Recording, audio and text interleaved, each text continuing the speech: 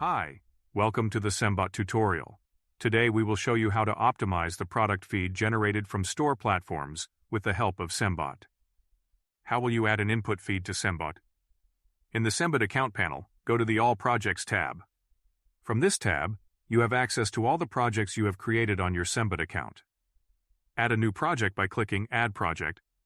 Fill out the short form. Enter your store details. One project is one store or one market where the store operates.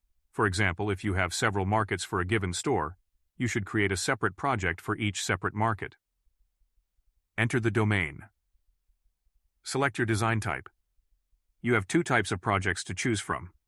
Simple version projects are adapted to users who use the brand or white label CSS service.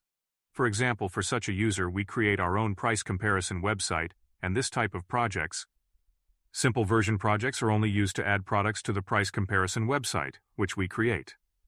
However, projects in the standard version are projects that have access to all functionalities of the tool.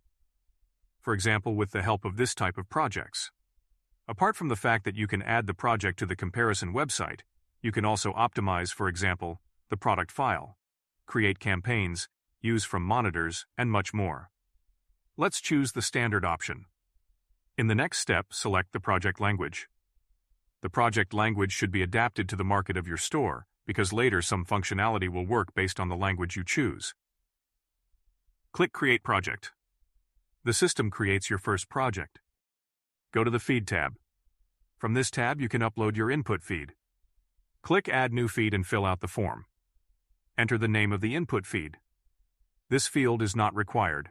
The field below is mandatory, for example, the link to the feed.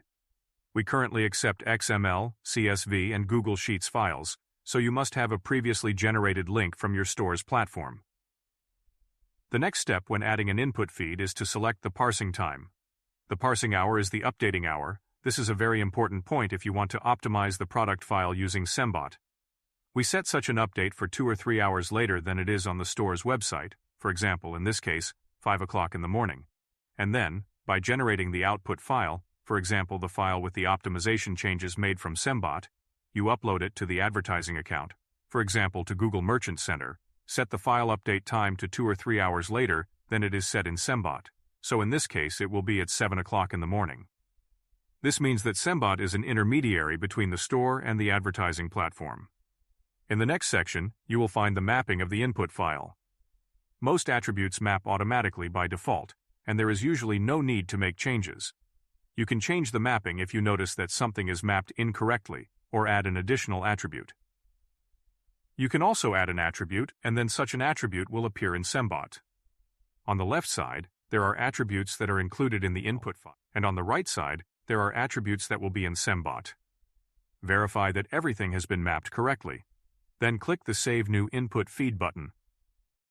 The new feed is now available in the Feed tab. On the right side, you will find the automatic update time. This means that your file will be updated every day at 5 in the morning. It is also possible to manually update the input file during the day. By going to the Your Products tab, you will see all the products from the input feed. From this level, you can update various parameters, such as the title or description, to make them better optimized for advertising. You can add additional attributes, code, color, or material. The more individual attributes, the better the titles and descriptions, the greater the chance that your products will appear more often in search results. You can change and test graphics. Check which graphics of your product are most likely to be clicked on. When everything is ready, you can create an output feed, a feed with optimization changes made from Sembot. Now go to the Feed tab. From this tab, in addition to input feeds, you will also find the Output Feed section. Click on the button, Add New Output Feed, and generate the output feed. When generating the output file, first select the channel for which you want to generate the output file. You can use the search engine to find a given channel or select it manually. You can also choose the platform type, for example Marketplace. In the next search engine, select your country. Let's select the Google channel. In the second section you will find Mapping, which is simply a template regarding the specifications of the specific channel you selected in the first step. Go to the next stage. At this stage we filter the products. By default, you can filter by attributes available from the list.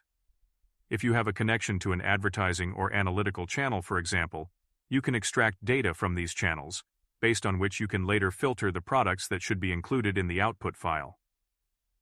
For example, if you want the output file to include products that have had at least 6 conversions in the last 30 days, then only converting products will be included in the output file. Next stage.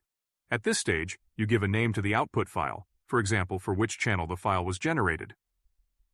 In the next stage, you can create actions on the output file. From the Actions tab, you can add UTMs, namely tracking codes, to links and collect data about the output file. You can also enter a rule on the output file. In the last step, save the output file by clicking Save Output Fit. You can copy the generated output file using the Copy option. Do not copy the link manually, because the entire link is not visible. Use the Copy option. Paste such a link into the appropriate channel, for example Google Merchant Center, and set the update time plus 3 hours from the time entered in Sembot. You can also update the output file by clicking Update Output Fit. A message will appear, and once it disappears, the output file will be updated. Now you can enter your advertising account, for example Google Merchant Center, and update the file manually from there. We hope that this video explained what the input and output feed is and what you can achieve with their help. Thank you for watching our video. Subscribe to the Sembot channel if you want to stay up to date with information about our tool and news from the world of tech, performance marketing, and AI. See you in the next episode.